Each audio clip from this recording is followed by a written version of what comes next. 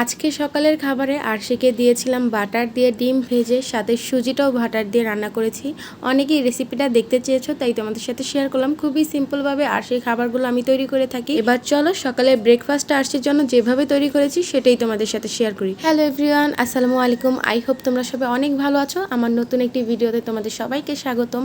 সবার প্রথমে হচ্ছে প্যানের ভিতরে আমি 1 চামচ বাটার দিয়েছি, সেটা হচ্ছে গলিয়ে এখানে হচ্ছে একটা ডিম ছেড়ে দিলাম। এখন ডিমটা আমি ভেজে নিব, তবে কড়া বাজবো না। এখনই হচ্ছে ডিমটা আমি খুন্তির মাধ্যমে নাড়াচাড়া দিয়ে ভেঙে নিব। ভিডিওতে দেখতেই পেরেছো আমি কিভাবে কাজটা করতেছি।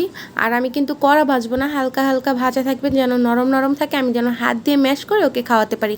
ডিমটা আমার ভাজা প্রায় শেষ। এখন হচ্ছে খাবারের প্লেটে নিয়ে নিলাম। এখন হচ্ছে ওর জন্য আমি সুজি রান্না করব, মানে সুজির হালুয়া আজকে তৈরি করব। সামান্য পরিমাণ প্যানে বাটার দিয়ে দিয়েছি। এখন বাটারটা নাড়াচাড়া দিয়ে গলিয়ে নিচ্ছি। আর আরশিকে হচ্ছে আজকে দোকানে সুজিটা দিব। আগে হচ্ছে আরশিকে বাড়িতে বানানো সুজি দিতাম, এখন আরশিকে তেমন একটা সুজি দেই না, তাই হচ্ছে দোকানের সুজিটা আমি নিয়ে রাখি। যখন আরশিকে হচ্ছে সুজি দিব তখন হচ্ছে সেই সুজিটাই দিই। আমি এখানে 2 চামচ সুজি নিয়েছি। এখন সুজিটা ব্রাউন শেপে ভেজে নিয়েছি। এখন পরিমাণ মতন এখানে আমি পানি ব্যবহার করতেছি। আর মিষ্টির জন্য এখানে আমি ব্যবহার করব হচ্ছে লাল তাল মিশ্রি।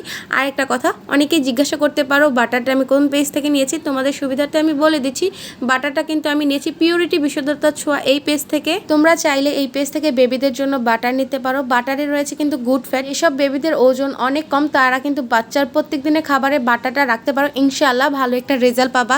আর আপুর পেজে হচ্ছে এখন শীতের জন্য অফার চলিতেছে, তোমরা চাইলে দ্রুত নিয়ে ফেলতে পারো। যাই হোক, কথা বলতে বলতে রান্নাটা আমার কমপ্লিট হয়ে গিয়েছে। এই তো খুবই সিম্পলভাবে শেয়ার করলাম আমার মেয়ের সকালের ব্রেকফাস্টটা। যদি ভিডিওটা ভালো লেগে থাকে তোমাদের কাছে, অবশ্যই শেয়ার করে দিবা। আল্লাহ হাফেজ।